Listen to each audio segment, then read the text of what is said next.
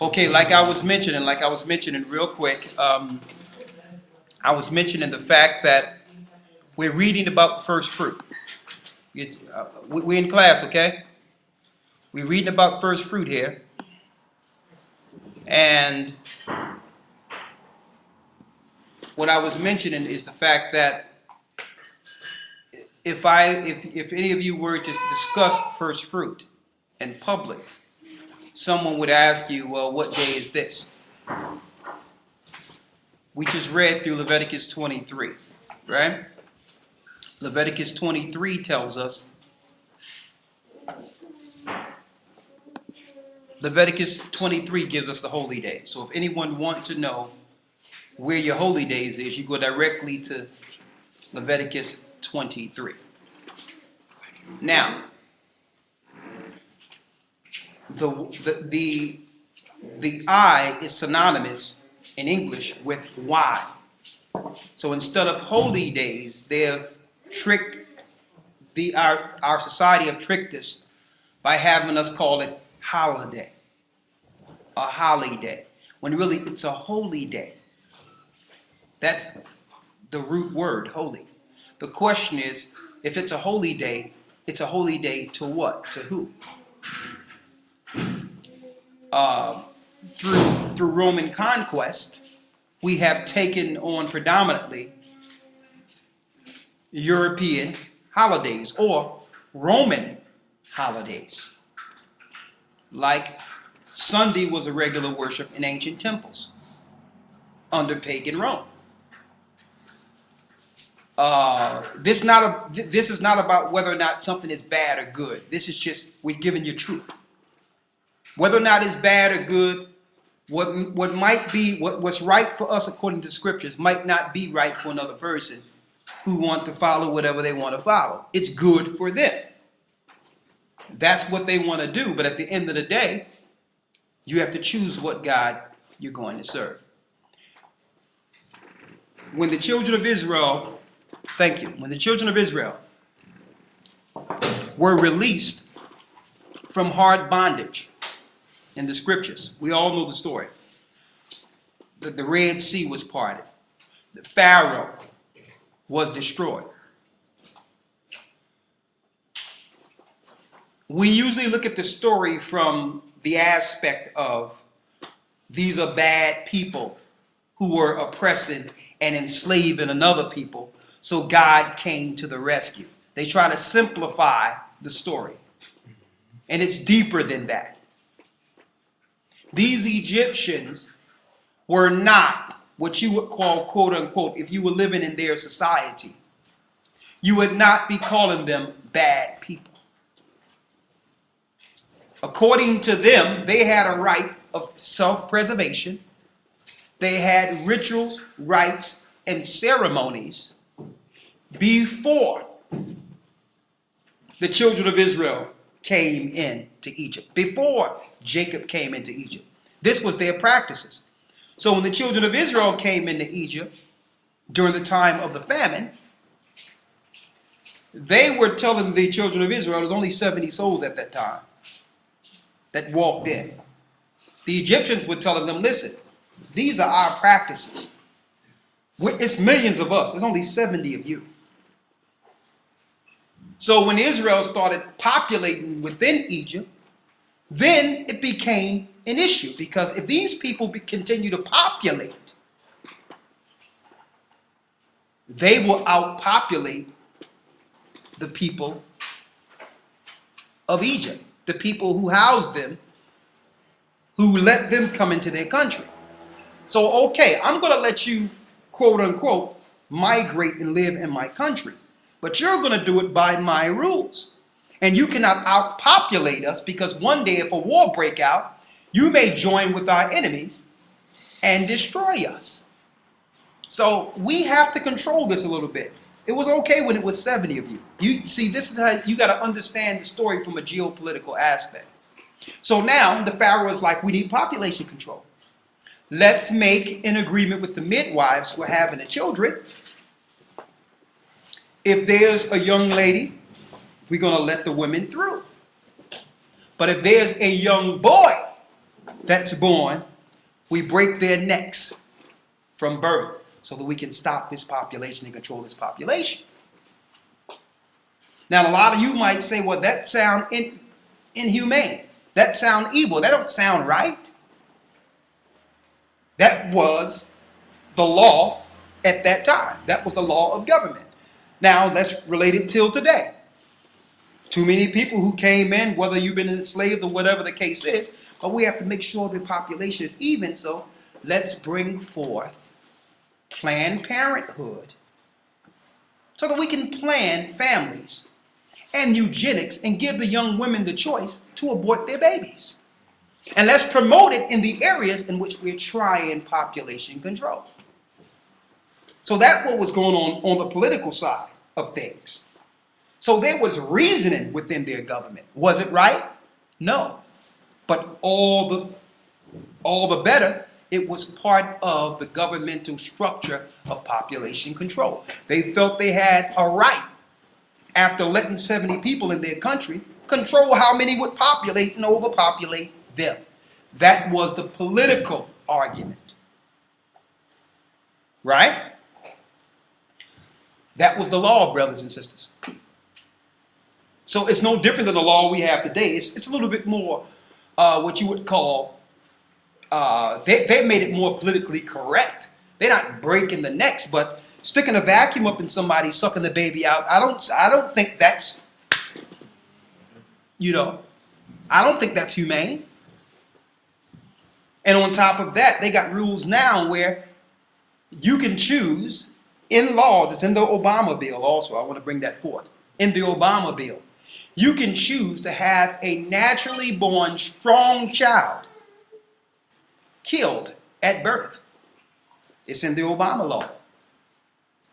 When that Obamacare bill go through, you can choose, or if the government feels that you are genetically predisposed to some type of genetic blood that might be tainted, when they have tainted mostly everyone's blood through vaccination, they can find a certain genetic marker and just kill the child based on the sicknesses it might have and the strain that will impact society having to pay for this person through a whole life. They're looking at it from a fiscal standpoint. After they've imploded all economies, now they're claiming there's only a certain amount of money for certain things.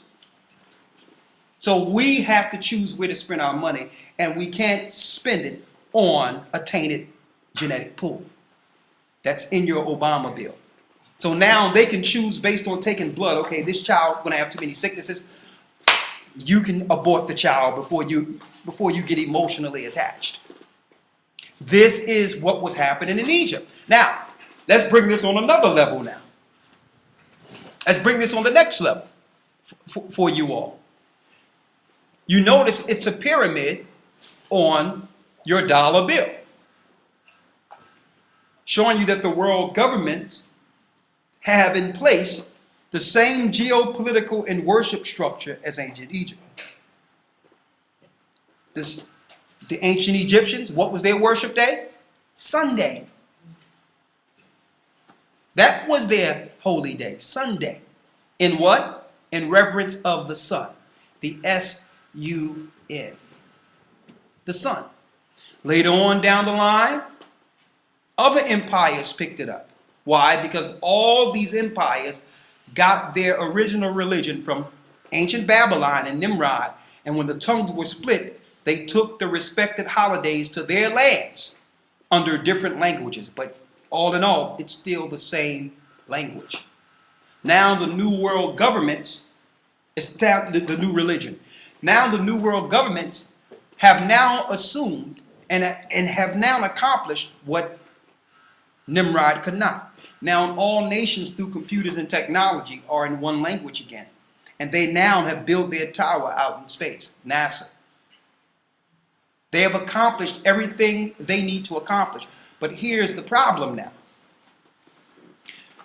The people whom the Most High would send at the very end, that would get delivered as our people coming out of ancient Egypt, are now in the earth. That's the issue. The same as the wizards and warlocks that were under Pharaoh told the Pharaoh, we need to kill the firstborn because there will come a child one day that will help deliver these people. So not only through eugenics were they killing people, killing the firstborn or killing men. Not only through eugenics, they were also doing this, knowing a prophecy of these same slaves one day following their God and coming to full volition within this earth. And we're at this point now. They've tried eugenics and everything else, but the people whom the Most High would send to awaken the people in this earth are here. They're here. And the powers of this earth are as scared as I'm going to tell you, they are petrified. They put all types of obstacles, new history, and everything in the way to impede these people from figuring out what their true purpose is. This is deeper than economics. It's not about money. Let me make that clear. These people print the money. It's not about them trying to get rich or greedy people. Don't buy the line. This is a spiritual war. And now they're getting everyone out of the Bible, claiming the Bible is not true, this, that, and the other. Why? Because the answers are there. They've been there the whole time. So they're readily discredit it altogether and make everyone atheist, because those true believers at the end will believe in the Bible, page by page, every word of it, and understand it, and know what the true agenda against the world is. Then at the very end, they will be labeled terrorists. Matthew the 24th chapter tell you that they're going to get with your family, to give you up, to kill you and destroy you, and all these things. Christ says they're going to do it to you because they did it to me. So now they got a terrorist platform that they've put in place. So now they can just kill and destroy anyone whom they deem a terrorist. And the people are so brainwashed in the earth. The majority of people, the news will put it up on news, and they will believe exactly what's being said to them. Oh yeah, I knew something was wrong. I knew they was different. They didn't go to church. They didn't worship on Sundays. They didn't do this. They wasn't going with the norm. They were acting weird. They were coming together in houses. You mean normal people stuff, like getting together, eating, having festivities like you all do? Because we don't do it on your holy day. We're different. Because we don't follow the Pope. But we're people nonetheless who want to serve our God. I thought there was a freedom of religion in this world. But no. Through their narrative now, they didn't use the Muslims whom they put up as the boogeymen, when there was no Arabs trying to do anything, but they wanted to pick a people whom they can actually attach a religion to the ideology. That was the beginning. They will use the Arabs at first, but then come around and attack religion itself and destroy religion itself, knowing that those who would believe and fight against these powers in the last days would believe. Listen, we're not worried about atheists. They're not the biggest issue. Atheists, if you don't believe anything or don't know anything, you off the battlefield. They're just a faction that the government used to fight on the low level. We're not buying the homosexual thing and all the things that they're putting out in the news as distractions. This war we're talking about, this spiritual war, and I'm using this and I'm showing you this on this holy day. This spiritual war are those who can see, who are not Masons. Those who can see, who are not Masons. They have recruited all those who can see to their side in their construct. And they gave them a fraternity. They gave them suits and badges and gave them authority. And you think that they're just public servants. No. They are the political structure set up to defend a Babylonian and Egyptian empire. They have sworn an oath to fight against those who can see. And that's the real war. Going into holy days now. Why is holy days important? Why?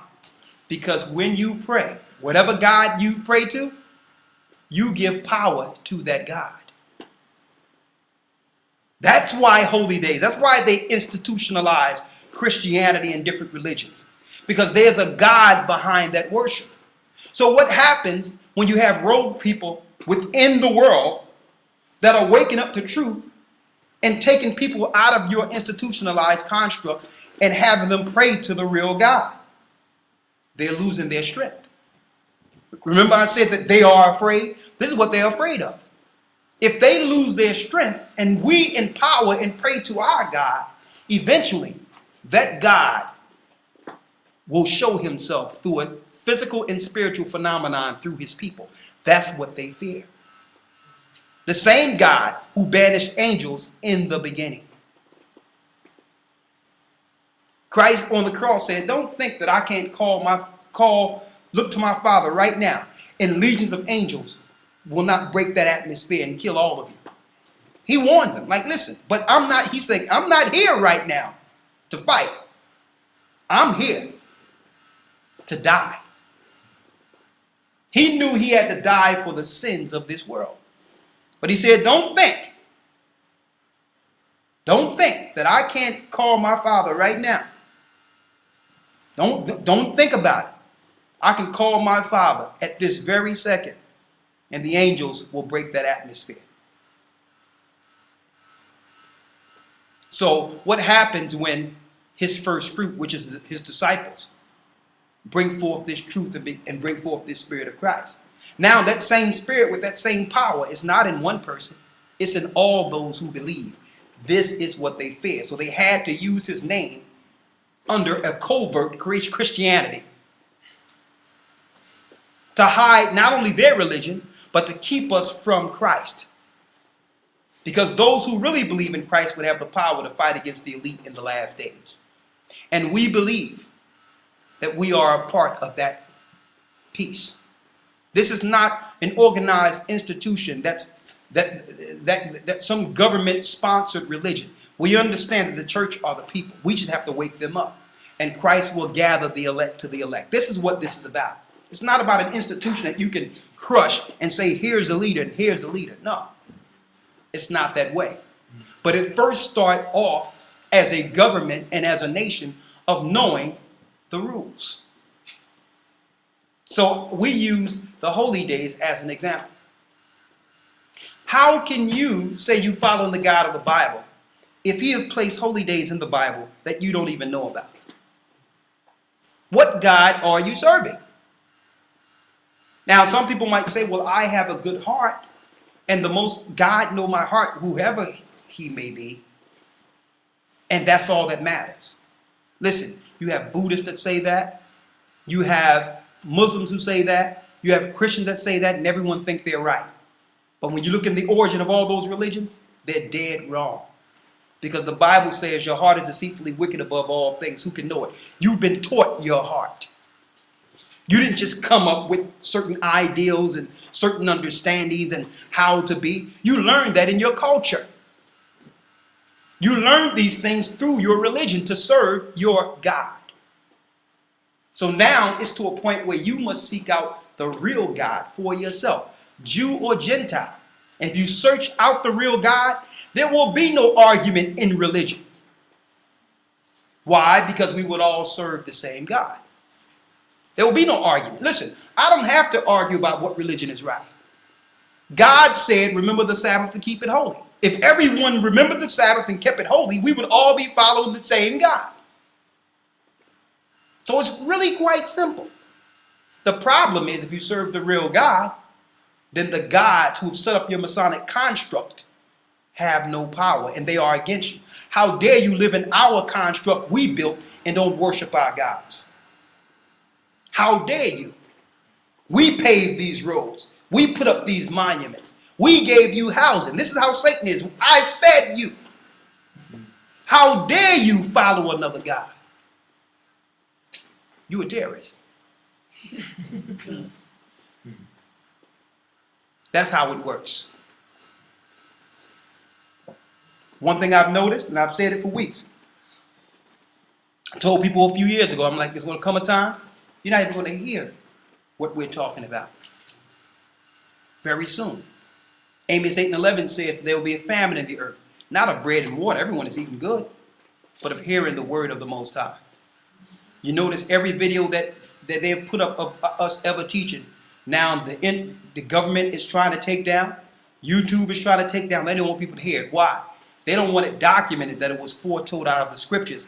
And some poor, uneducated people knew everything. They knew everything, not according to their own knowledge. They was reading it out of the Bible. So if someone happened to happen on these videos and look at the dates of when we said some of these things, you would know it was a spiritual phenomenon within itself. And you would say, well, hold up. I don't know what these atheists are speaking about. The Bible must be real. God must be real.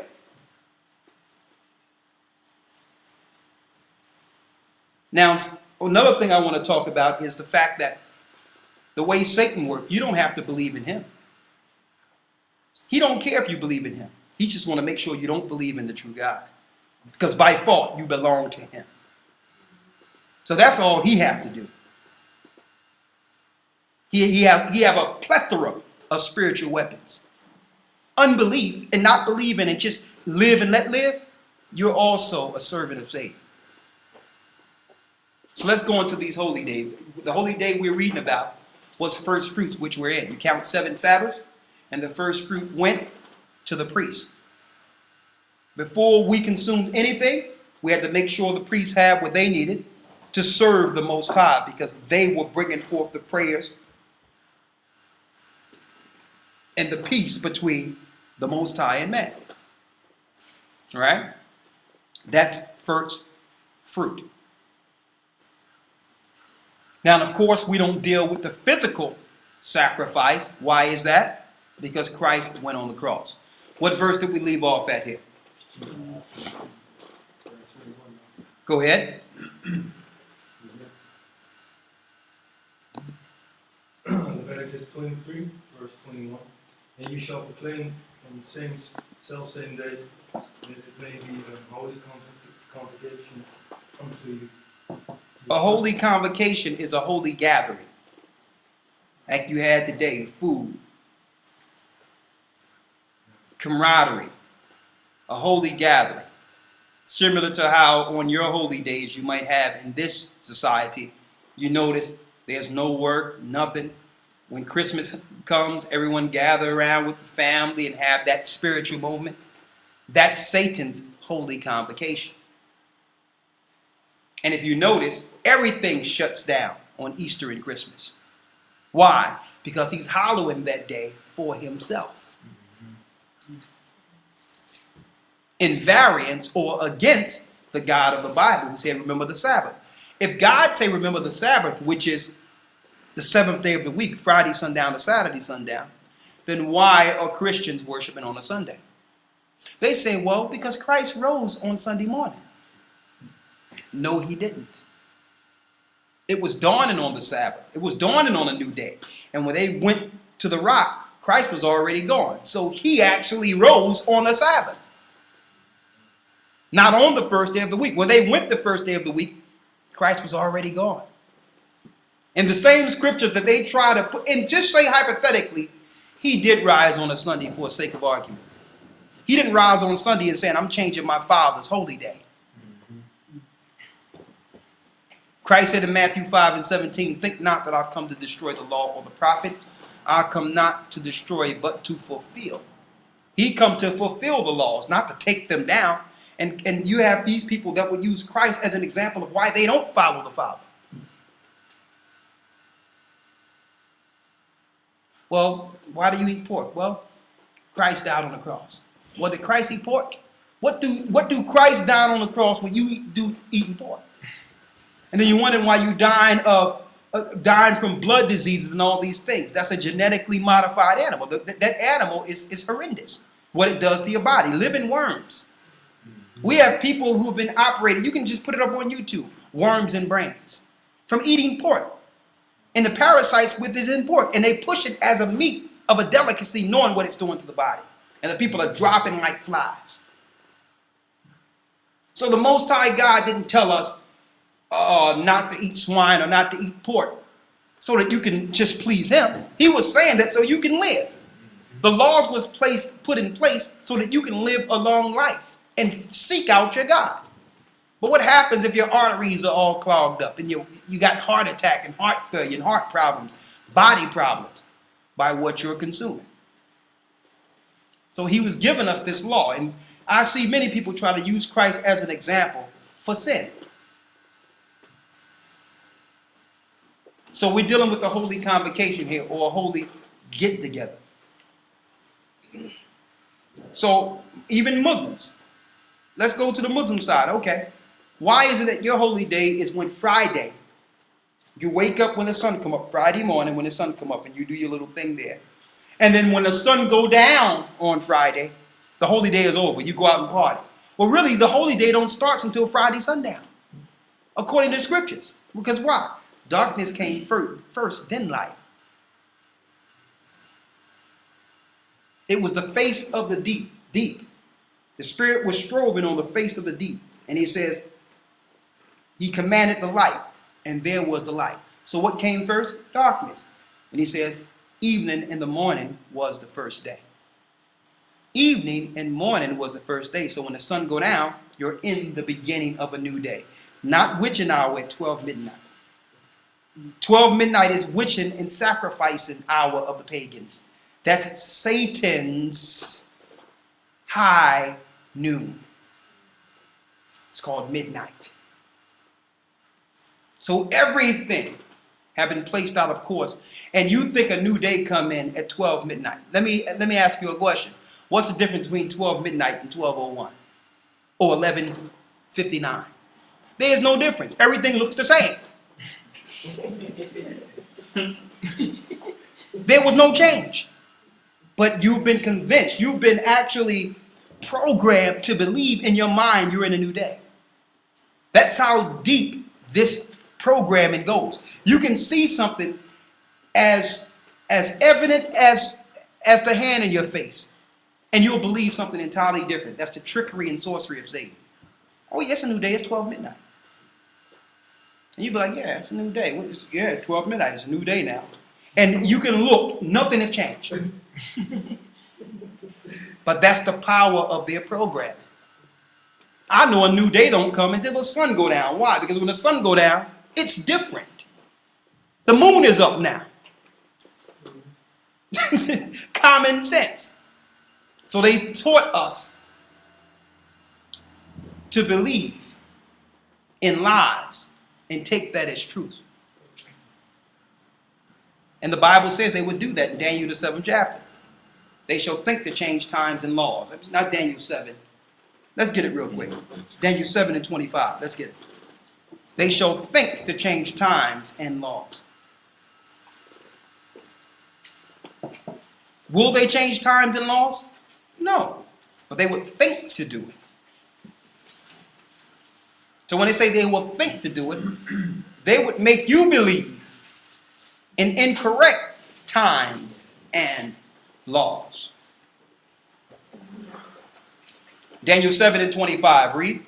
Daniel chapter 7 verse 25. And he shall speak great words against the Most High. They shall speak great words against the Most High God, read. And shall wear out the saints of the Most High. They shall wear out the saints. So the government structures will wear out the true saints of the Most High. The saints of the Most High are God's chosen people. Read. And think to change times and laws. And they will think to change times and laws. So they would put it in their mind or in your mind to change what times and laws? The times according to the Bible. The laws according to the Bible. They'll have you evidently with your own eyes read holy days. Daniel 7 and 25 and 26. In the Old Testament. You got it? Yeah. Okay. I was looking at 23. What it says in 23? Read 23. Verse 23. Thus he said, the fourth beast shall be the fourth kingdom upon earth. Which is the Romans. Which shall be diverse from all kingdoms, and shall devour the whole earth, and tread it down, and break it in pieces. And break it in pieces. That was the Roman Empire. The first beast, you had the Babylonian Assyrians. Second beast, Persia and Medos. Third beast, Greece. Fourth beast, Rome. And the little horn that come out of Rome, that's America, which is really after her deadly wound was healed. Rome was never destroyed. She's just hiding herself under the queen's hierarchy now. They're the same people. They're Romans. And they keep their bloodline amongst their families so that they can keep their pure Roman bloodline. So it's talking about the ideology of the Roman Empire. They shall think to change times and laws. The Romans are the people who destroyed the children of Israel in 70 AD. And our people inadvertently, due to this destruction. You know about Nero? You heard about Nero in the past? Maybe. The Emperor Nero burned 8 cities in Rome and blamed it on the Jews. Know about that? And then that was a pretext for Vespasian and Titus to come and destroy Jerusalem. Sound like, even though Nero burned his own cities and blamed it on Jews, let's bring it up today. 2 planes run into the Twin Towers. Let's blame it on terrorists as a pretext to go destroy people, displace them, and kill them. That's how we got in Africa. This is what we read. This 4th beast began to scatter us. And we don't blame anyone for this. Why? Because the Most High God in the same Bible told us what would happen to us if we turned our back on him and started following the gods of the other nations. We began to worship the bull. The same bull on your stock market. What do a bull have to do with finances? No one even questioned, like, what is a bull doing in front of every financial institution? It's an idol. It's the bull. It's Baal. It's Moloch. This is what's going on. And I'm saying this to everyone. You have to realize, in order for them to do a public worship of another God, listen to me clearly, brothers and sisters. Because now I think we got some other people out here, and I want to put this out there anyway, because they're trying to shut us up as much as they can. You have to realize they had to put a magic tube in place to give you a false reality called TV, so that you can believe that was the real life. That is the image of the beast. Those are the images they want you to portray or believe exist. But it's really to hide the fact that you're in a satanic ritual. You're in a satanic ritual. Your Sunday's worships, ancient Baal worship. Stock market, the worship of the bull and Moloch, in which you would have to bring your gold and all that to make your idol. That's what happened when Moses threw his commandments down and destroyed that calf. It was made out of the riches. That's what your golden calf is. It's Yahweh or Baal. This whole thing is a ritual. Children come up missing all the time, and you think that, oh, why would they kill children? Moloch requires child sacrifice. So these children coming up missing, it's not by chance. It's through initiation. Certain colleges, what's the name? Skull and Bone, and different initiations in college. Each of these young men in these prestigious colleges, even to death, get initiation rites in which they got to kill someone. So somebody might come up missing, and you think, oh, the poor girl got raped, or the poor girl got killed, or this person is missing. It was a child sacrifice. And the reason I know this is not by chance. It's all in the Bible. This is what they did to get empowered by their God. Okay, the Most High God wanted Abraham to bring Isaac for a sacrifice, and he was willing to bring Isaac. Satan was like, well, I can do that one better. I'm going to make sure everyone in my system bring me a sacrifice, an innocent child. Pedophilia. You might think that, oh, why does this keep happening in the Catholic Church? It's a shame. Listen, it's no shame to them. This is part of their ritual. They must rape little boys and take their innocence. That's part of worshiping the Babylonian Moloch. And then when the child grows older and become a priest, he can get himself a little boy. That's part of the construct. They just put TV in place to program you into thinking that these are just role situations that can just go away because it's just a few bad people. And when you wake up out of the darkness and you see truth, the light shine on everything. It's like, what is this we've been born into? I would rather believe what I was taught on TV. I'd rather believe the lie than to realize that I'm part of a ritual someplace.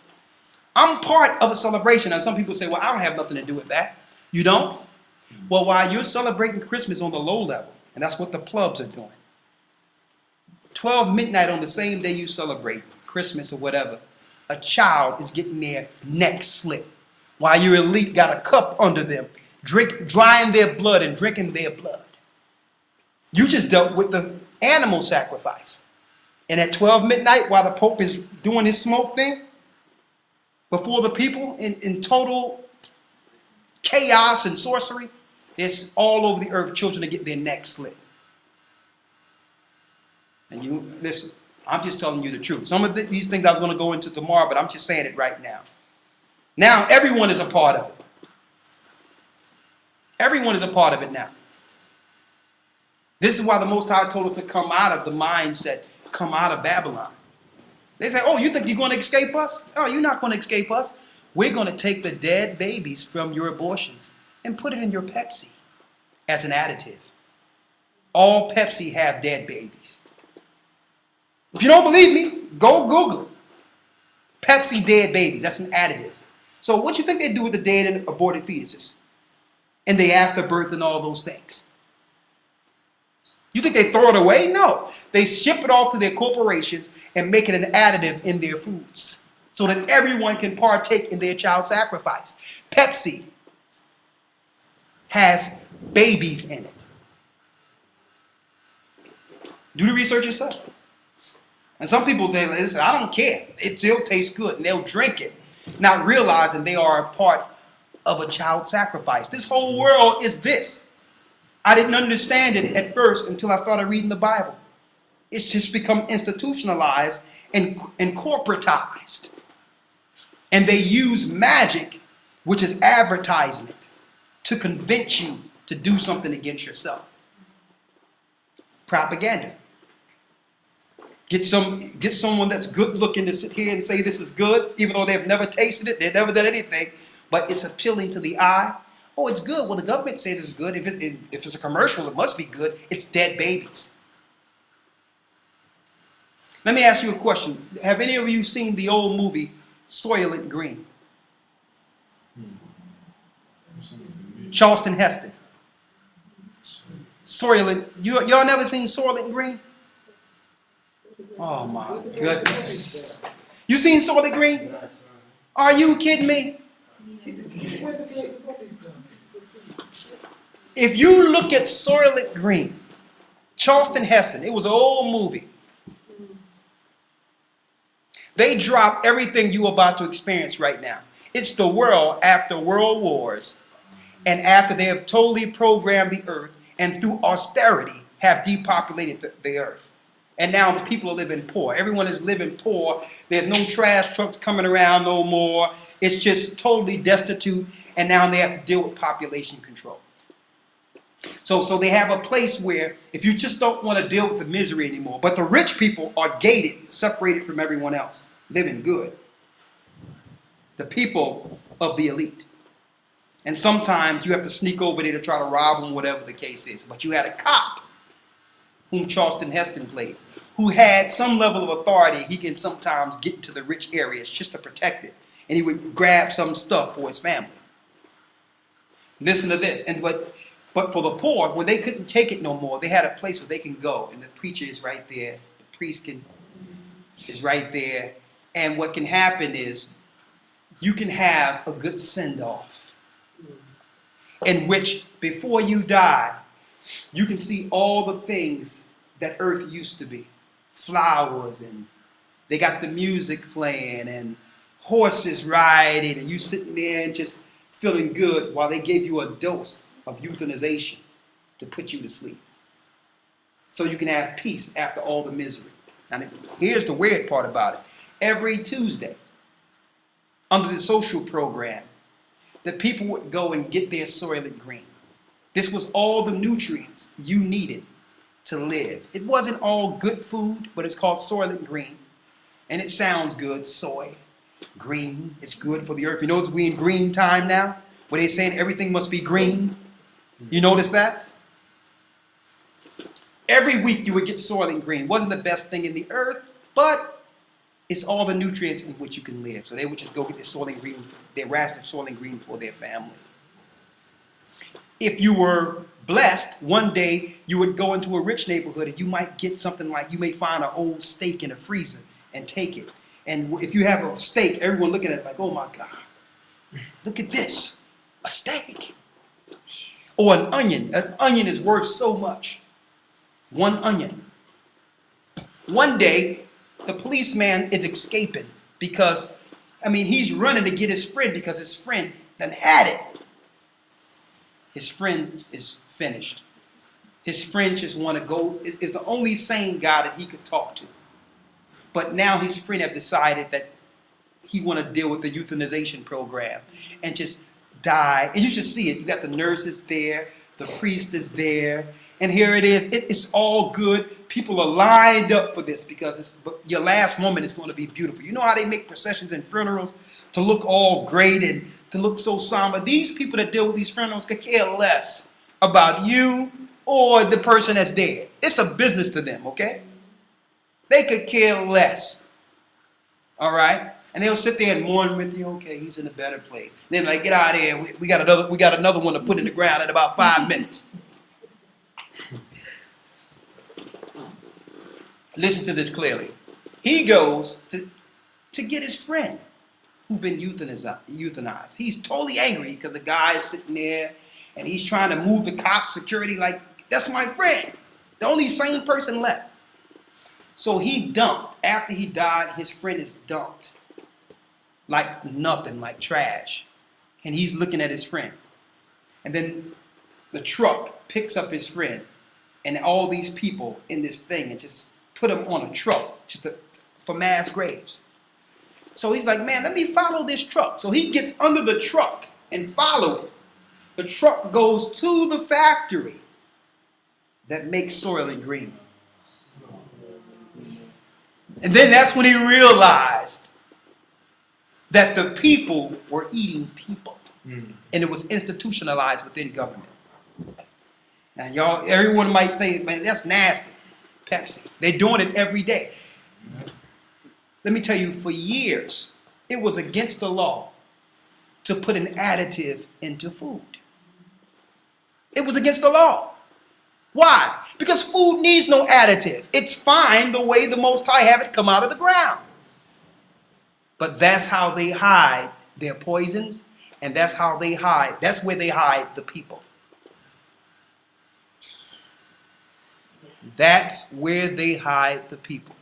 Soylent Green. No, that's it. And guess what? If you don't believe me, go on YouTube yourself and type in the Rabbi, this Jewish rabbi who just came out and said everything. He said, yeah, of course, we kill you goyim all the time, you little boys and girls, and we rape them, and then we take them to the butcher shop, and we grind them up in meat. You eat them every day at McDonald's. Yeah. Yep. He says, listen, McDonald's, he said, listen, do you think this earth produced that many cows? So first we had to get you conditioned into eating grind meat so you wouldn't know what was in it. So that was a phase they went through. Oh, hamburgers! That was a phase. So that now if they chop in a little people in it and put people in it too as additives, you don't know the difference. You still got a little cow in there. And they started selling things through weight. Now if I can sell it through weight, it's just through weight. I don't care what's in it as long as it's a quarter pounder. And why am I saying this? It's all connected. The holy days we follow, the things we eat, everything we do in this society is connected to a worship of a God. And we love it. And we have people that are born in this earth that will die protecting this way of life. Let's get back into it.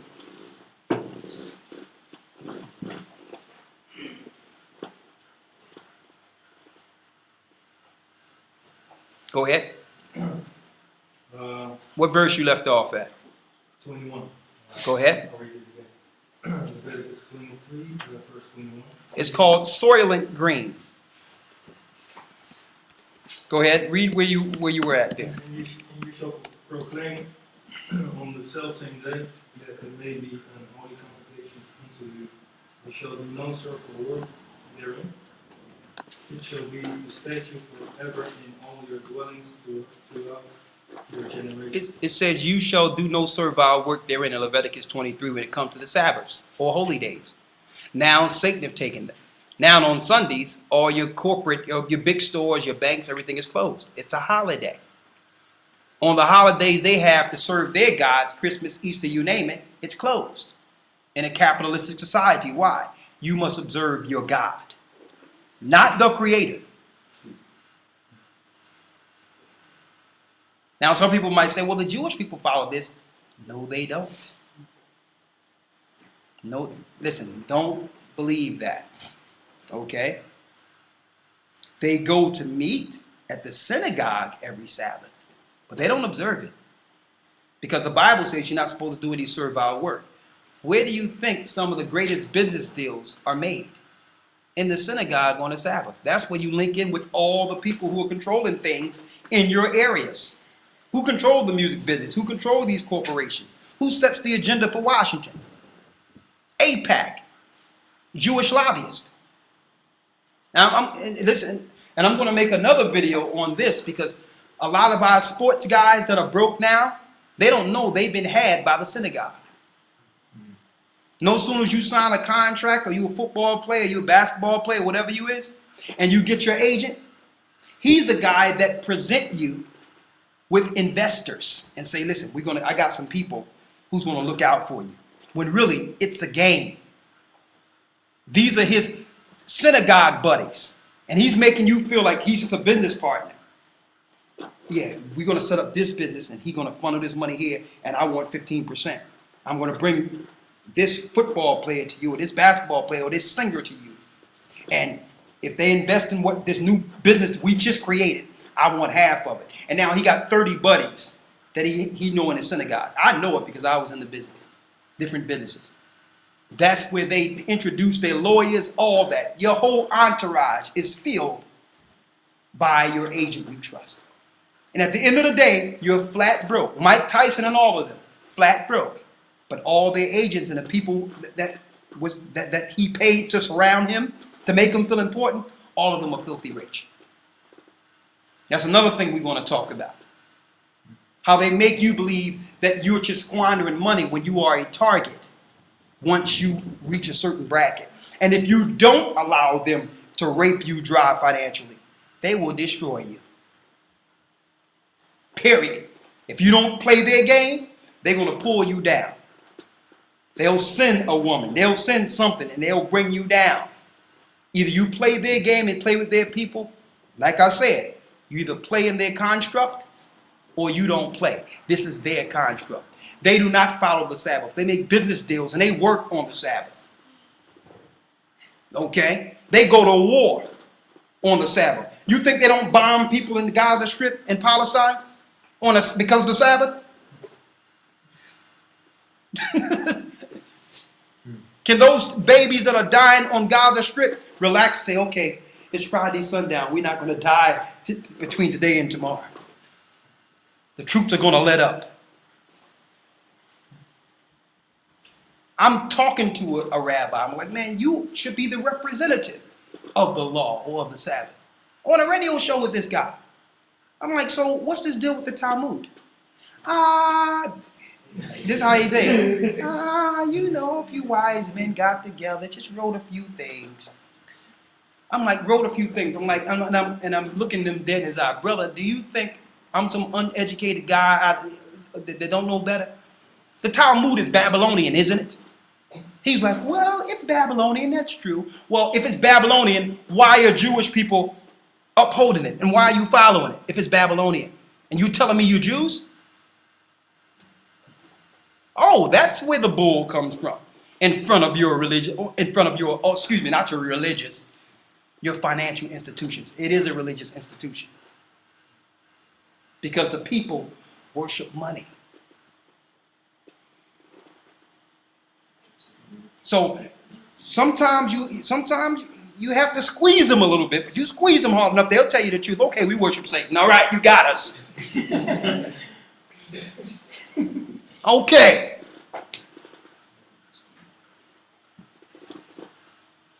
And their biggest diversion is, oh, well, you talk about one thing. Well, brother, what's going on with this Talmud? Brother, 6 million of us died in the Holocaust. Listen, what do they have to... I'm talking about you worshiping the Talmud. They want to go straight to the... Well, 6 million died.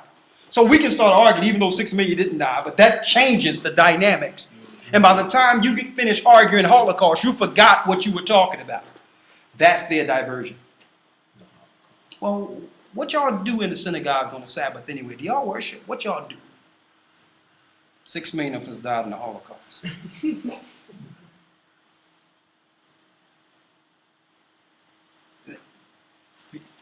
People used to be able to go to YouTube and see the video. But this rabbi admitted many things we squeezed out of this guy. In England, mind you. He's like, yeah, we believe Mary, yeah, she was a whore. Yeah, she was a whore. Yeah, Christ was a bastard. Yeah, that's true.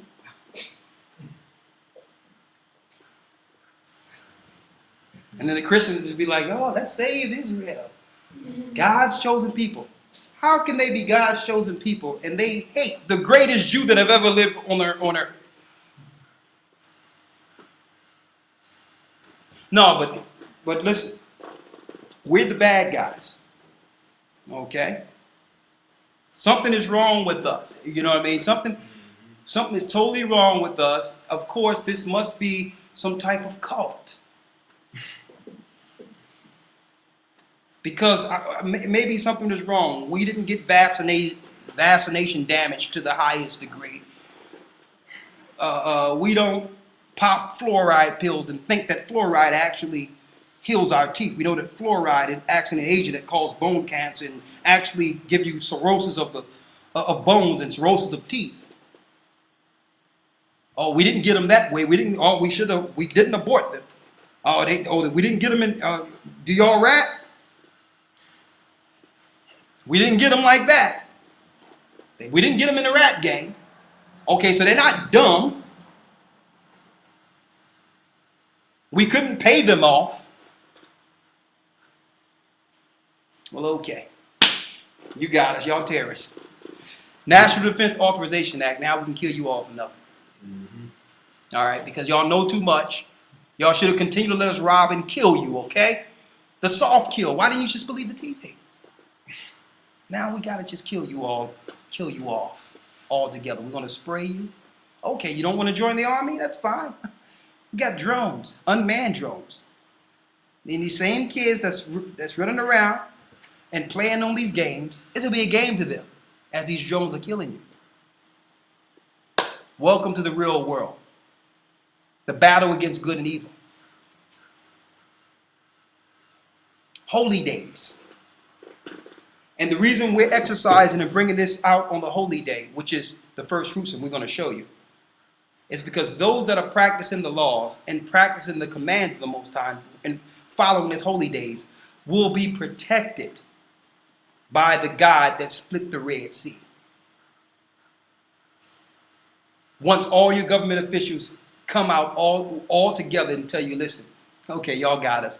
We're all a fraternity of Satanists. From the queen on down. We are fraternity. This is all we've ever done. We tried to convince you we were normal people. Y'all woke up out of y'all sleep. Too late. We own the armies of the world. They are bought and paid for. NATO will be on your doorstep very soon. Or the next natural disaster will have people come in and shoot and kill you all and round y'all up, put y'all in camps. So you got to work off the debt. Boy, the truth is so beautiful, isn't it? What verse are you at there? Read it through. Leviticus 23, verse 22. You had Leviticus 23 and what verse? 22. What verse you left off at? Thought you left off at what? 22? 21? I read 21. Okay, finish reading on down. Read to 24. Go ahead. 22. Or was it 22? Okay, go ahead. And when you reap the harvest of your land, thou shall not make clean riddance of the corners of their field. When thou reapest, neither shalt thou gather any clean gleaning of their harvest, thou shalt leave them unto the poor. And to the stranger I am the Most High your power. So at what verse you left off? 24? 22. Okay, go ahead. Read the 23rd and 24th verse. Sorry, 23 and 23. Okay, read 23 and 24. And the Lord spake unto to Moses, saying, Speak unto the children of Israel, saying, In the 7th month, in the first day of the month, shall ye have a Sabbath, a memorial of blowing of the trumpets, and the holy convocation. That's another holy day that's coming, the memorial blowing of the trumpets. All right? Now, going back into that, you notice the Bible says that you could not, even if you glean and take your harvest, you must leave the corners for the poor, so that the poor can come and get food and have the same as rich people without paying. Now, corporations have put a gate around. Everything is for sale. Everything is for sale. Everything. Nothing is for the poor. Now people are waking up now. The poor is waking up because the Bible says, blessed are the poor and the meek of the earth, for theirs are the kingdom. So the powers have been targeting the poor for a long time. It's deeper than just color and ethnicity. It's the people, it's the spirit that comes from living that type of life. And the majority of God's people are poor. So there's no institutions. Now they got austerity measures where they're saying we don't care about the poor now. We're cutting everything off. Last scripture, because I just wanted to deal with that. Let's go to Acts, the 2nd chapter. Then we'll open it up for questions.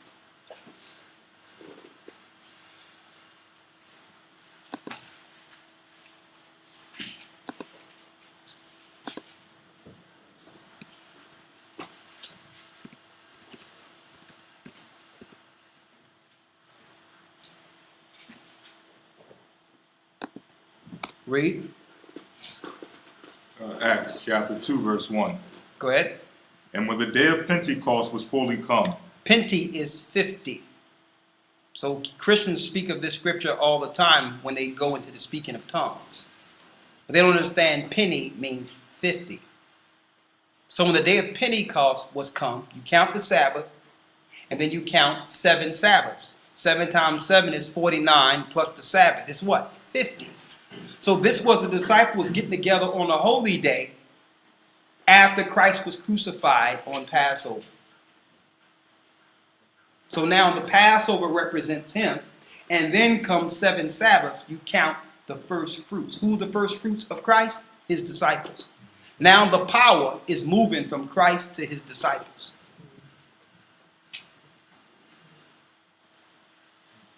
This have nothing to do with somebody standing up in a room screaming some stuff you don't have no business and just speaking in some unknown tongue saying that God is speaking through you. That's total gibberish and Babylonian occultism. This have everything to do with the holy day, them coming together, and now the Spirit is going to come on them. And through this Spirit, they'll understand each other. It's the Most High taking the curse off of us that was on us after the split of the Tower of Babel, when no one could understand. The Most High was able to take that off us for a moment and have us understand each other, regardless of our language, so that all the people who were there for first fruits can take back the truth and testimony of Christ to their respective lands. That's what this chapter is all about. Read. Verse 1. And when the day of Pentecost was fully come, they were all with one accord in one place. And suddenly there came a sound from heaven, as of a rushing mighty wind, and it filled all the house where they were sitting. And there appeared unto them cloven tongues like as of fire, and it sat upon each of them, and they were all filled with the Holy Spirit. It was all filled with the Holy Spirit, read. And began to speak with other tongues, as the Spirit gave them utterance. And there were dwelling at Jerusalem Jews, devout men out of every nation under heaven. Verse 6. Now when this was noised abroad, the multitude came together, and were confounded, because that every man heard them speak in his own language.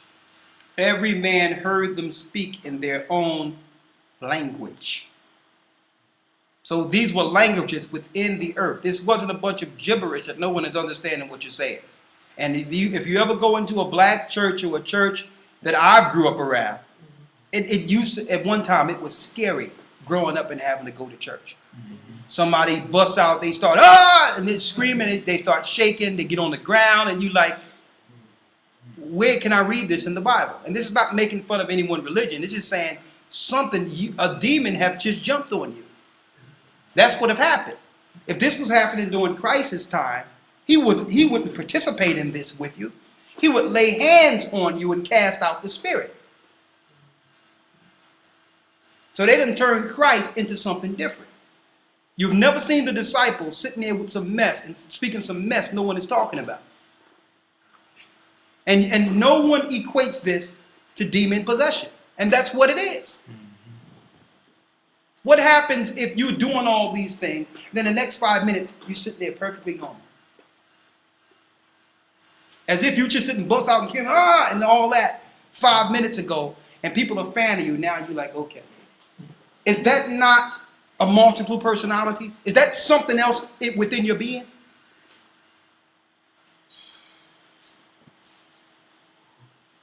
Have anyone ever witnessed this in the church? Yeah.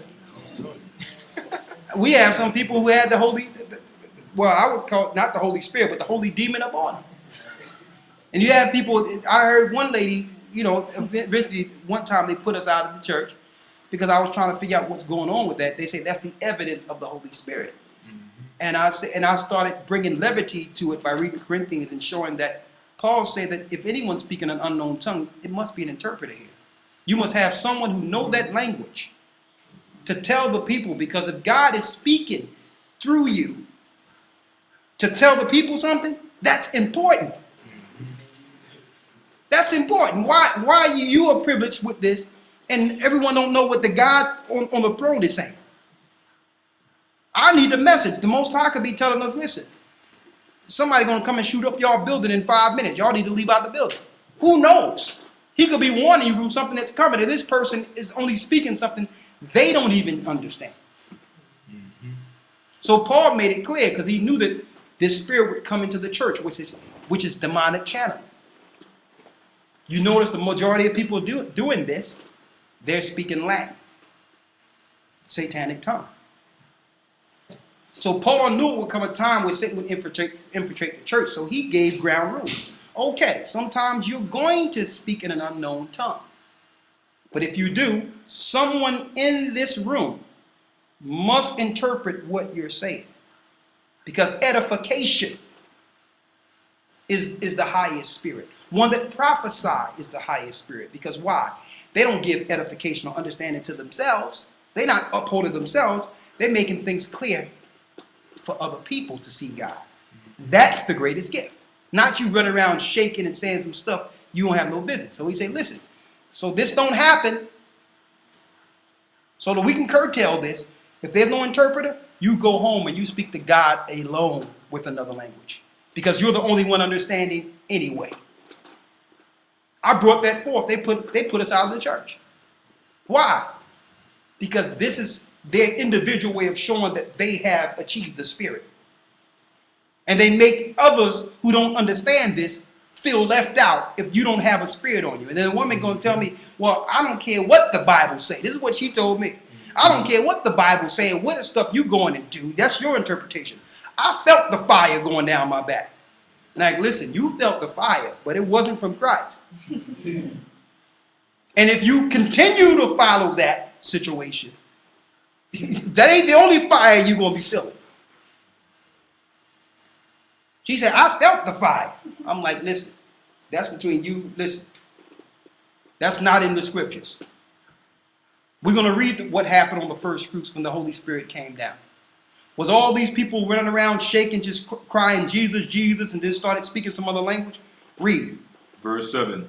And they were all amazed and marveled, saying one to another, Saying one to another what? Behold, are not all these which speak Galileans? Go ahead. And how we hear every man in our own tongue, How do we hear every man in our own tongue wherein we were born? wherein we were born? How is it these people, we know these people are from someplace else, but we're hearing them in our tongue? Why were all these people there? They were Jews, devout from all the other nations, other countries that came to Jerusalem to follow the holy day, the first fruits. What else does this show? That after Christ died, the disciples were still following the holy days. That's another thing this shows. Because when you talk to Christians and ask them, why you don't follow the holy days? Well, Christ came. We don't got to follow the Passover. Only Jews do that. Oh, okay. Well, what about the strangers? That was in Acts, the 2nd chapter. Why are the disciples together at a house on Pentecost if the holy days are done away with? They were celebrating the holy day that was given to our forefathers. And that was an opportunity with all these people coming together to take this new gospel that Christ gave them throughout the earth. That was the reason for the miracle in which you can hear in other tongues. Because if these men that came from these different lands, if they didn't speak Hebrew or the language of the disciples, how would they know of Christ? Read. Verse 9. Parthians and Medes, Parthians and Medes, and Elamites, and dwellers in Mesopotamia, and in Judea, and Cappadocia, and Pontus and Asia, go ahead, Phrygia and Pamphylia, and Egypt, and in parts of Libya about Cyrene, and strangers of Rome, Jews and proselytes, Cretes and Arabians, we do hear them speak in our tongues the wonderful works of the Most High. The wonderful works of the Most High. We do hear them speak in our tongues. That was a wonderful work for the sake of the gospel. How could they turn this into some people in between four walls screaming out of their minds?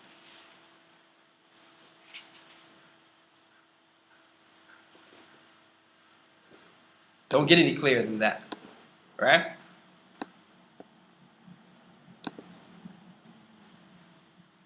Last scripture here before we pray out here. All righty.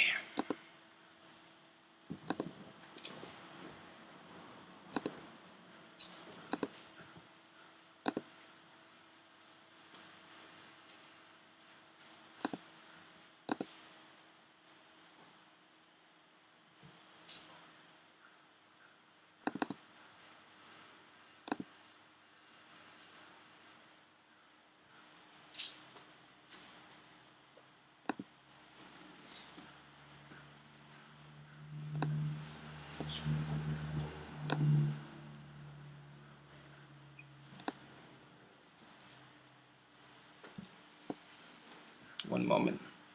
Just making sure I still have everything up here.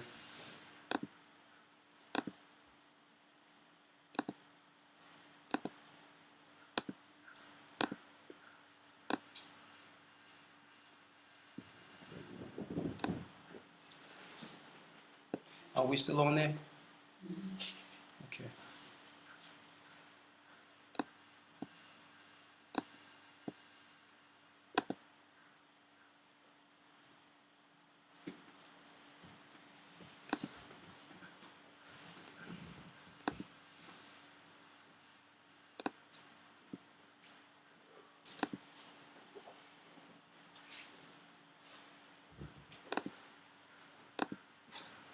Okay, one moment. I don't Moment, I don't see the screen here. A moment here. Oh, here we go. There we go. Sorry about that. Okay.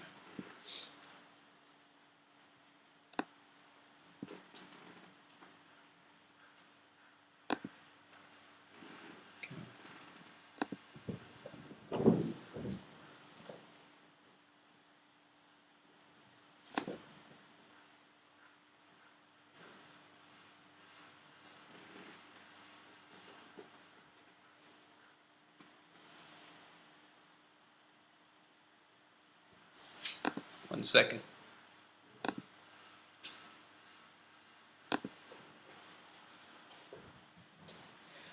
Okay, we might as well open up for questions here.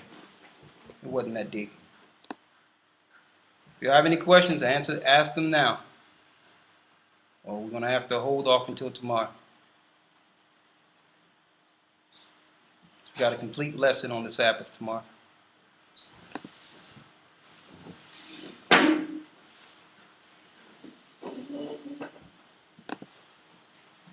Okay, good. No questions. That's a blessing. Yeah, what movie was that? Green Soul? Soylent Green. Soylent. Soylent Green.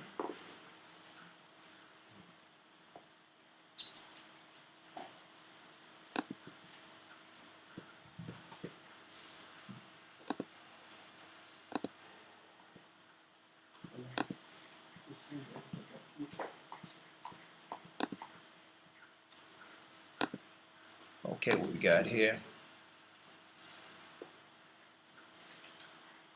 Yes, I guess the new site is called A Gathering 144. A Gathering 144. So it has an A in front of it. We really believe that it's government that's behind taking down some of the videos, which will verify and actually put an exclamation point on some of the things the Most High had us bring since the early 2000s. And now we're actually living in it right now. We're living in the National Defense Authorization Act, in which now they can round up and kill people at any time for nothing, without trial too. But Barack Obama passed that bill. They also we're living in a time in which they can use these nuclear plants and things of that nature as weapons against the people. And they're getting the work camps together. We're living in that time. We spoke of all these things. And also, everyone is waiting for martial law, and you're actually living in martial law. They smoothed it out. They actually gave you a brand of easing you into it through legislation. What's martial law? When you cannot operate without showing your papers. This is in America. What's martial law? When you have checkpoints in certain areas. They use this so-called DUI thing to set up police checkpoints, which is illegal.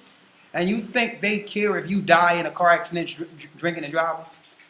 That was just a way that they can actually move and bring this thing forth. So you're in it already. So the next phase is coming. We're going to be going to that in a different class. But that's why they canceled some of our channels and trying to stop it, because they know some of the things the Most High have showed us lately will totally put a stamp on everything. So now they've targeted people and say, okay, we can't have this up and this up while it's going on. And they're going to try to censor the internet and make it where people cannot communicate without showing who they are within the internet. You have like identification as well? Identification. Exactly. They eased everyone through it. They first had to do it through the smartphones and get a smartphone in everyone's hands. And then they moved from your mouse to your smart pads on your computer. Therefore, your computer now is heat censored, just like the crystal in that smartphone where you have to put your finger on it, and you have to get your fingerprint for your computer soon, and identification, or your iris scan. Also, there is a public database, a worldwide database right now, in which they have people paid. They got shifts, 24-hour, around the clock watching, in which they're listening and viewing through your computers, through your laptops, all the time, and through your phones all the time. And they're sitting there just looking for anything. Sometimes they see nothing at all. The majority of the time, it's nothing at all. But any information is good information as far as they can. They're just looking for what could be perceived as an act of terrorism, as they call it. So, but that's another class in itself. All right, so I'm going to give the people online 5 minutes, and then we can pray out, and that'll be it for tonight. If you have a question, bring it forth now.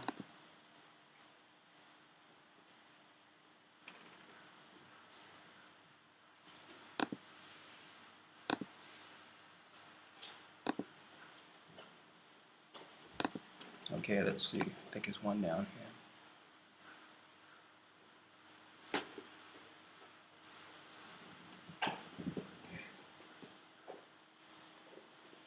First fruit does not always fall on the Sabbath, no.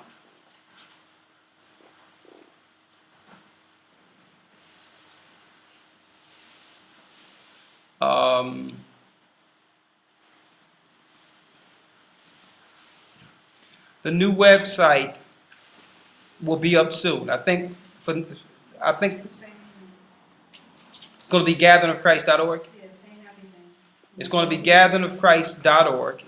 But it's going to be a brand new finished website with all of our videos on it and new uploads. So you're not going to have to go to YouTube to get the videos anymore from the past. You can actually go to the website and they'll be right there.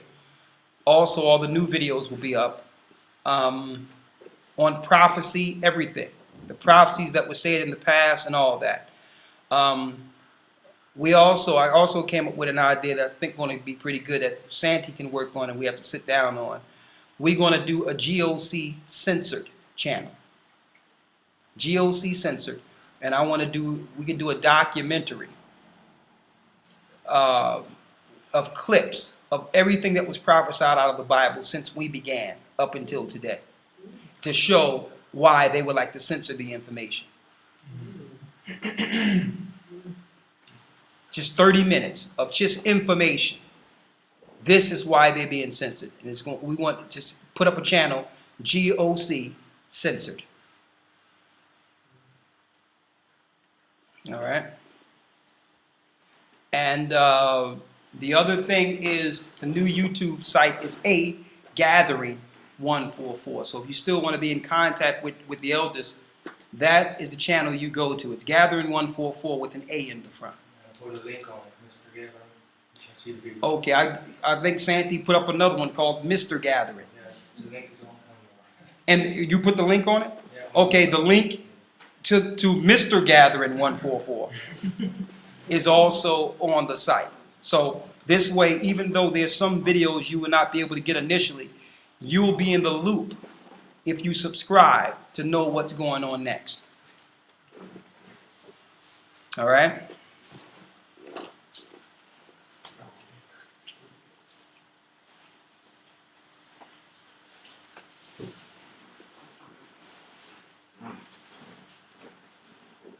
Okay, Gabar says that he's in New York and they keeping the Feast of Pentecost starting at 7 p.m. Eastern. And they're going to be having some singers, spoken word. Those who want to join us on stream can do so. Okay, that'll be a blessing. We'll see you on there. So Gathering of Christ, this same stream at 7 p.m. Eastern, they're going to show the feast from New York. Singers, the whole nine. So that's great work. Great work. Praise the Most High. Another thing, and I think we put this out there on the Academy, and I'm saying this because during the news program, in which Mark doing a great job with. We were saying, don't get caught up in the gay distraction. Every time there's pertinent parts of history or pertinent parts of things coming out biblically, they pull out this gay thing as a diversion. Okay? For the record, it doesn't make a difference to anyone in this world if homosexuals get married. For real. I mean, they do it anyway. So that's their choice. So why are they imposing this on us? But it's a distraction. It's a distraction.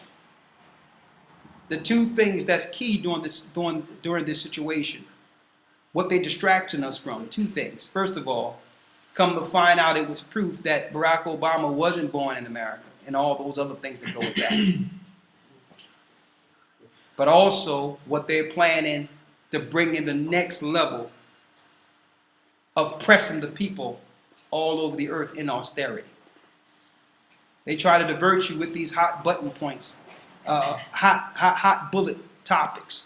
Don't get caught up. If they throw some, gay people talking about they being bullied and all that, ignore all that stuff. That's a distraction. Albert Pike let us know what their program was.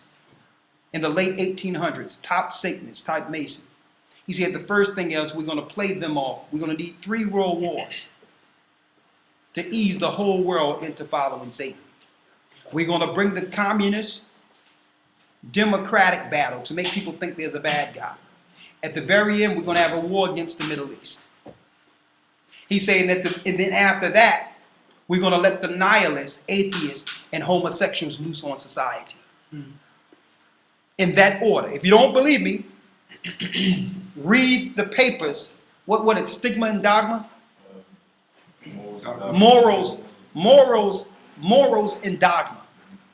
Morals and Dogma, Albert Pike. And he wrote this in the late 1800s. And they have went with this plan, these Masons, on schedule. So now they're in the phase of letting the atheists, homosexuals, and nihilists, just straight killers and just Satanists into society to implode the world, to destroy all morality. So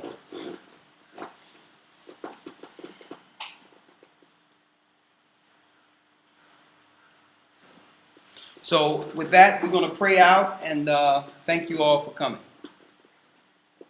And I guess we'll see you later, brother Kabar. Shalom.